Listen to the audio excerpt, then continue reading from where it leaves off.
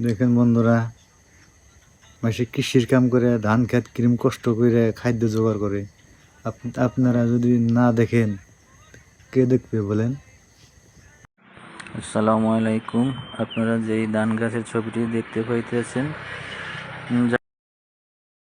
যারা ধান চাষ করেন এই ধানটি চাষ করতে পারবেন ইনশাল্লাহ। খুব ভালো মানের ফসল, খুব ভালো মানের ধান হয় আর কি। খাইতে অনেক সুস্বাদু, এটাকে এরি ধান বলে। আমন ধান ওঠার পরে এই ধানটা এক মাসের ভিতরে লাগাতে হয়। আপনার ফসল ভালো দেয় এবং ধানও ভালো হয় এবং ভাত খাইতেও সুস্বাদু। যদি